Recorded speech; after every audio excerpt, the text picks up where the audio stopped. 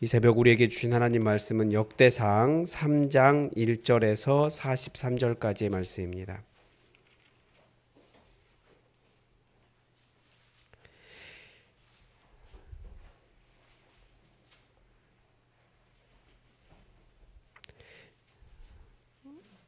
죄송합니다. 역대상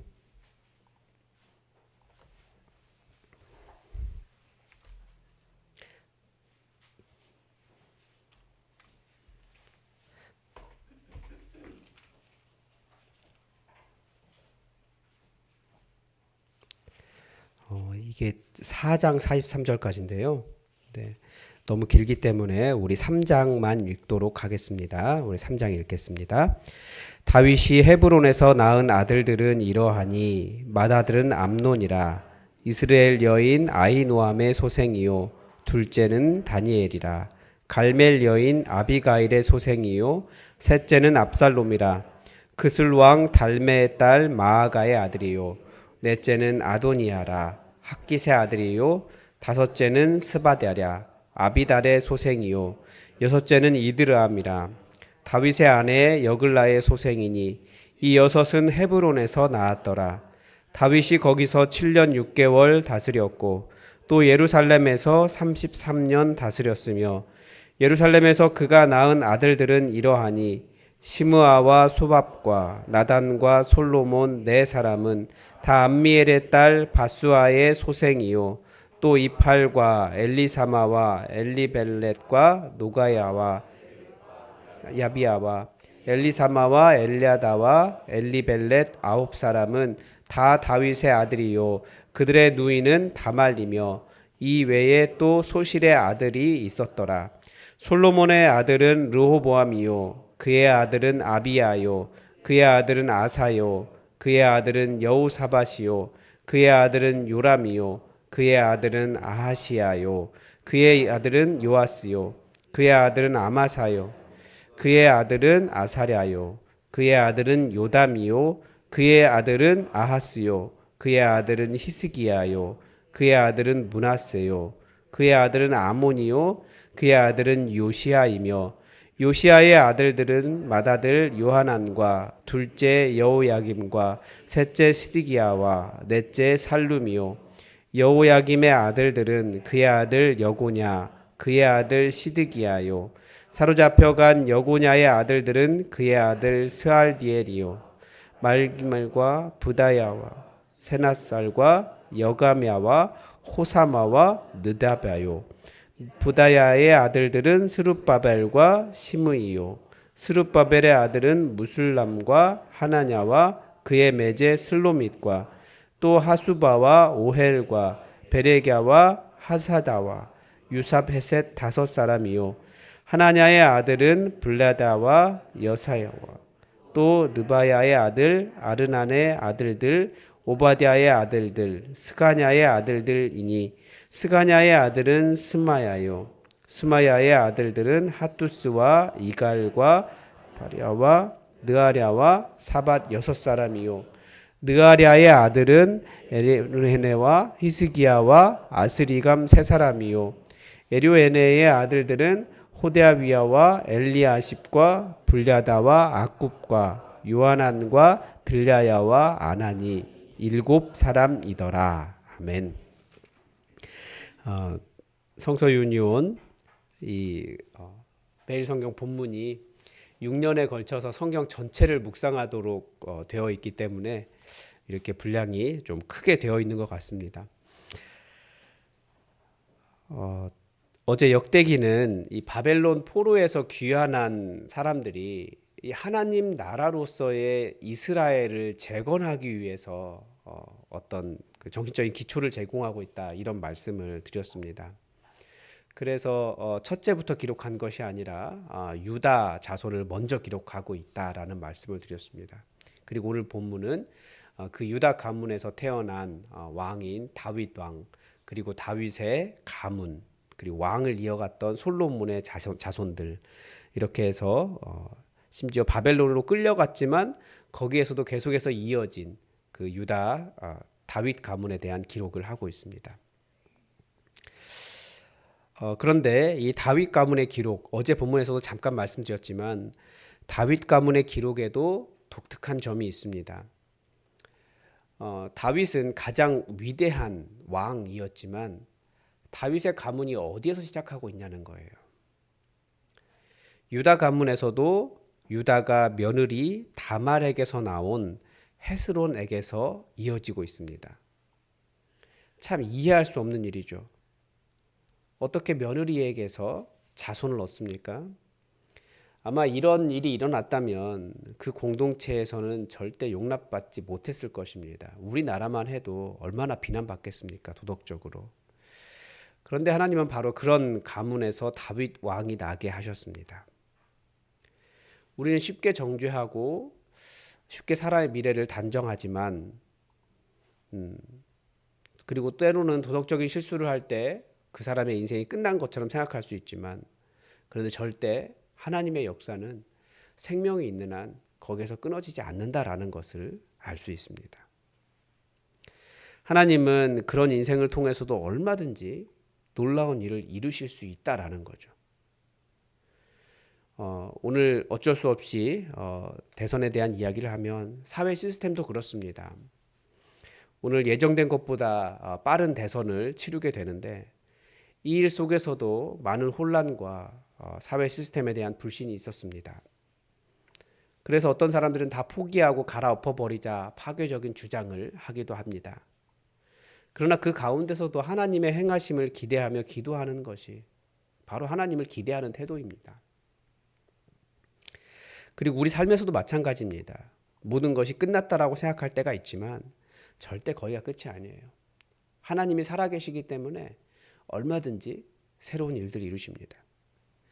이런 하나님에 대한 기대가 바로 오늘 본문에도 담겨 있습니다. 우리가 쭉 다 사장 유다 가문을 전부 다 읽지 않았고 그리고 그 4장 24절부터는 다른 가문에 대한 기록이 있지만 유다 가문을 쭉 기록하다가 한 사람에 대해서 아주 독특한 기록을 하고 있습니다. 그 사람이 4장 9절에 나오는 야베스입니다. 야베스는 그의 형제보다 귀중한 자라 그의 어머니가 이름하여 이르되 야베스라 하였으니 이는 내가 수고로이 낳았다 함이었더라. 야베스가 이스라엘 하나님께 아뢰어 이르되 주께서 내게 복을 주시려거든 나의 지역을 넓히시고 주의 손으로 나를 도우사 나로 환난을 벗어나 내게 근심이 없게 하옵소서 하였더니 하나님이 그가 구하는 것을 허락하셨더라. 성경에 나오는 인물들은 다 기도함으로 하나님의 응답을 얻어 기적의 길을 걸어간 사람들입니다. 다윗이 그런 사람이었죠. 그는 많은 어려움을 겪고 죽을 고비도 겪고 그 나라에서 가장 강한 사람인 사울 왕이 죽이려고 그에게 창도 던지고 그를 발견하면 고발하라고 하고 죽이려고 군대도 동원했습니다. 근데 그때마다 하나님은 그를 건지셨습니다. 그러나 지금은 바로 이런 일을 기록하고 있는 것은 바로 지금 이런 일을 기록하고 있는 사람이 누구냐면 그런 어려운 일을 겪고 돌아온 사람들의 족보를 기록하고 있는 거예요. 그런데 이 돌아온 사람들의 족보를 기록하고 있는데 역대기는 갑자기 야베스를 기록하고 있어요. 그런데 아무리 찾아봐도 야베스의 아버지의 기록이 나오잖아요. 그러니까 이 족보 가운데 들어와 있을 이유가 없는 거예요. 이리 찾아봐도 저리 찾아봐도 아버지도 모르겠고 유다 가문인지도 확실하지도 않고 그러니까 요즘 말하는 소위 갑툭 튄 거예요. 그런데 이 족보 안에서는 누구보다도 놀라운 기록을 하고 있습니다. 이 야베스라고 하는 이름은 고통을 불러온다라는 뜻입니다. 어머니가 얼마나 고생해서 낳았길래 아들 이름을 고통을 불러오는 자 이렇게 이름을 짓습니까? 어머니도 성격 대단한 것 같아요. 어떻게 아들 이름을 그렇게 짓는지. 사람이 이름대로 산다라는 말을 하는데 자기 이름 떠올리면서 자신의 인생이 그 이름과 같다라는 생각을 하지 않겠습니까? 야베스가 자기 이름 불릴 때마다 나는 고통을 일으키는 사람, 주변에 고통을 가져오는 사람 그런 생각하지 않았겠습니까? 모든 인생에는 그런 법칙이 있잖아요. 나는 고통을 당하고 있는 사람이거나 고통을 당할 사람이라는 사실이에요. 우리 삶은 환난을 당하거나 환난을 당하게 됩니다. 성경은 고통을 당한 자와 고통을 당할 자의 책이기도 해요. 포로에서 귀환한 사람들은 고통을 당했던 자들, 고통을 당한 자들, 이제 그 모든 편안했던 바빌론의 생활을 내려놓고 그 땅에 와서 성전을 재건하겠다고 한 사람들이기 때문에 고통을 당할 자들이에요. 그런데 아버지도 알 수 없고 자신의 이름이 고통을 일으킨다라고 하는 한 사람의 기록을 통해서 성경은 그들에게 희망을 주고 있는 겁니다. 야베스가 이스라엘 하나님께 아뢰어 이르되 주께서 내게 복을 주시려거든 나의 지역을 넓히시고 주의 손으로 나를 도우사 나로 환난을 벗어나 내게 근심이 없게 하옵소서 하였더니 하나님이 그가 구하는 것을 허락하셨더라. 환난이라고 번역된 단어는 이 세상에 있는 모든 악, 재앙을 다 포괄하는 단어입니다. 아마 야베스가 자신의 이름처럼 괴로움을 많이 당했던 것 같아요. 아마 그 이름과 같은 삶을 어느 정도 살았을 것이고 자신의 삶에 재앙이나 악한 일이 다가오면 내 인생이 그렇지 뭐 그런 마음이 들었을 것 같기도 합니다. 왜냐하면 인생은 항상 그런 일이 다가오니까. 우리는 좋은 일보다 나쁜 일에 심리적으로 훨씬 더 강화가 되는 경향이 있습니다. 저도 좋은 일도 많은데 나쁜 일들을 더 많이 기억해요. 그러면서 내 삶의 패턴이 왜 그러지? 그런 잘못된 생각을 하기도 합니다. 부정적인 생각이 훨씬 더 많이 강화되는 거죠. 그런데 야베스는 그 모든 것을 뒤집어 버린 거예요. 뒤집어 엎어 버린 거예요. 어떻게 뒤집었습니까? 이스라엘 하나님께 아뢰어. 이게 그의 방법이었습니다. 환난과 고난, 악과 재앙 이 모든 것을 뒤집어 복으로 바꿔주시는 분이, 그러니까 우리 삶에는 끊임없이 악이 다가오고 재앙이 다가오고 고통이 다가오지만 그것을 복으로 바꿔주시는 분이 우리의 기도를 들으시는 우리 하나님이시기 때문에 그것을 알고 야베스는 자신의 인생이 자신의 이름처럼 되지 않고 뒤집어지기를 하나님께 기도했더니 하나님이 그가 구하는 것을 허락하셨더라. 이게 성경에 쓰여 있는 믿음의 영웅들의 삶의 방식이었습니다. 성경은 다 뒤집어진 사람들의 이야기예요. 무엇보다도 다윗이 그렇잖아요. 다윗 가문 지금 기록하고 있는데 막내 아들로서 누가 봐도 왕이 아니에요. 그냥 양이나 잘 치고 살았으면 그게 부모의 소원이었던 거죠. 그런데 하나님은 그 사람을 들어서 누구도 기대하지 않았지만 그 사람을 들어서 그 나라의 가장 위대한 왕이 되게 하셨습니다. 사울처럼 다른 사람보다 머리가 하나 더 있고 힘도 장대하고 능력도 있고 이런 사람을 통해서 나라를 세우신 게 아니에요. 이것을 뒤집는 분은 하나님이신 거예요. 성전을 재건하고 하나님 나라로서의 이스라엘을 재건하겠다고 하는 사람들이 포로에서 돌아왔지만 그 상태가 어떻겠습니까? 금빛 찬란한 성전이 서 있던 자리는 폐허가 되어 있고 수풀이 돋아 있고 승냥이의 집이 되어 있습니다. 들짐승의 집이 되어 있습니다. 사람들로 가득했던 유다의 도시는 더 이상 사람이 살지 않는 곳이 훨씬 더 많았습니다. 그곳을 다시 재건하겠다고 할 때 그들의 마음이 얼마나 막막했겠습니까? 그런 상황에서 그들이 무엇을 소망으로 삼겠습니까? 그들의 지식도 소용없고 그들의 능력도 아무것도 아니었습니다. 모든 환난을 벗어나 근심이 없게 하실 하나님만이 그들의 유일한 소망이었습니다. 그래서 역대기의 저자는 다윗 왕조를 가장 먼저 기술하고 있는 겁니다. 왜냐하면 이스라엘을 견고한 나라로 세워주시겠다라고 하셨는데 그것이 다윗에게 주신 약속이기 때문에 하나님의 약속을 기억하면서 그 약속대로 다시 견고하게 세워주십시오 기대하고 있는 것입니다. 하나님의 언약을 기억하며 하나님도 그 언약을 기억하사 이스라엘을 회복해달라는 기원의 글이 바로 이 역대기인 거죠.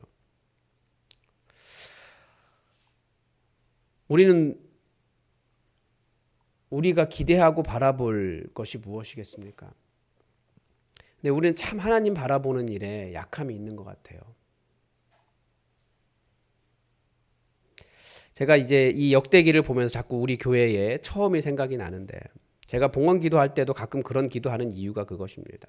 우리 교회 돈 보고 사역하지 않고 사명 보고 사역하는 교회 되게 해달라고 기도하는데요. 돈과 상황을 보면 하나님의 일이 되지 않습니다. 우리 교회가 처음 시작할 때도 얼마나 막막했습니까? 과연 교회가 생존할 수 있을까? 막막하지 않으셨습니까? 그러나 하나님께서 우리를 여기에 이르게 하셨습니다. 상황을 바라보면 하나님의 일을 할 수 없어요. 환경을 바라보면 하나님의 일을 할 수 없어요. 때로는 정말 무너진 성전 터처럼 풀만 돋아있고 아무것도 없고 들짐승이 주인 노릇하고 있고 그런 곳에서 과연 성전을 세울 수 있을까? 그런 생각이 드는 거죠. 그러나 이 사람들은 돌아와서 우리 하나님을 바라보면서 이 모든 악과 환난을 뒤집어 하나님의 새로운 일을 하실 것을 기대하는 사람들이었다는 거예요. 세상이 아무리 어두워도 교회는 이 온 세상에 하나님의 소망을 보여주는 가장 중요한 기관입니다. 교회가 하나님을 의지하지 않는다면 이 세상 그 누구도 하나님의 일을 볼 수 없습니다. 우리도 막막한 상황 가운데 설 수 있습니다. 거기가 세상이에요. 세상은 고난당하는 곳, 고난당할 곳. 그래서 예수님이 필요한 곳입니다. 그러나 그 속에서도 하나님 기대하기를 멈추지 않는 정말 진정한 하나님의 일을 바라보는 하나님의 백성이 되시기를 부탁드립니다. 오늘도 하나님의 뜻이 우리에게 이루어지기를 주기도문으로 기도하겠습니다. 하늘에 계신 우리 아버지, 아버지의 이름을 거룩하게 하시며 아버지의 나라가 오게 하시며 아버지의 뜻이 하늘에서와 같이 땅에서도 이루어지게 하소서. 오늘 우리에게 일용할 양식을 주시고 우리가 우리에게 잘못한 사람을 용서하여 준 것 같이 우리 죄를 용서하여 주시고 우리를 시험에 빠지지 않게 하시고 악에서 구하소서. 나라와 권능과 영광이 영원히 아버지의 것입니다. 아멘. 여러분 계속해서 우리 성령님을 기다리는 시간을 보내고 있습니다. 하늘 문을 여시고 우리에게 주의 영을 부어달라고, 성령으로 세례달라고, 정말 권능을 가지고 하나님의 살아계심을 증명하고 보이는 그런 믿음의 삶이 되게 해달라고 우리 기도하겠습니다. 그리고 우리 환우들을 위해서도 계속 기도해 주시고 우리 예수품한 교회가 하나님만 바라보고 하나님의 능력 의지하여 세워져 가는 그런 교회 되도록 우리 교회를 위해서 기도해 주시고 꼭 우리나라의 오늘 대선을 위해서 새로 세워질 지도자를 위해서 이 나라를 위해서 하나님께 사랑하신 이 나라 하나님의 영광을 누릴 수 있게 해달라고 우리 잠깐 기도하겠습니다. 함께 기도하겠습니다.